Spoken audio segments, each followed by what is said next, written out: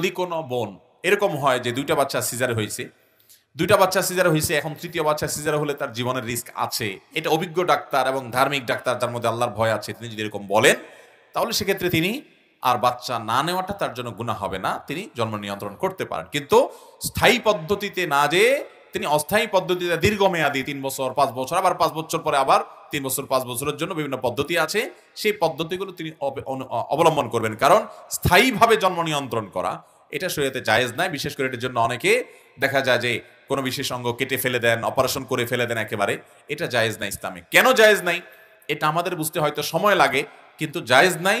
এই নাজায়েজ হওয়া জিনিসটা করলে আমাদের ক্ষতি আছে। আমি ব্যক্তিগতভাবে এরকম মানুষকে চিনি যে আল্লাহ তাআলা কোটি কোটি টাকা দিয়েছেন, ছেলে মেয়ে দুইটা ছিল, এক ছেলে এক মেয়ে।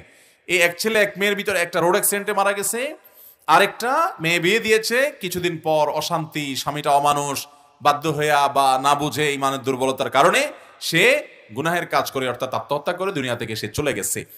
এই অবস্থায় তাদের স্বামী স্ত্রী দুজনের টাকার অভাব নাই, কিন্তু ওই যে দুইটা হওয়ার পরে স্থায়ী জন্ম নিয়ন্ত্রণ একেবারে বাচ্চা হওয়ার রাস্তায় বন্ধ করে দিছে, ব্যাস এখন তাদের বাচ্চা হওয়ার মতো বয়স থাকলেও, সুযোগ থাকলেও সেই সুযোগ তারাই বন্ধ করে ফেলেছে, আর সে সুযোগ নেই। এই জন্য আল্লাহ তাআলা কোনো কিছু নিষেধ করলে, ইসলামে কোনো কিছু নিষেধ হলে সে নিষেধাজ্ঞা মেনে চলার মধ্যেই আমাদের কল্যাণ আছে। এই জন্য স্থায়ীভাবে জন্ম বিরতি করা যাবে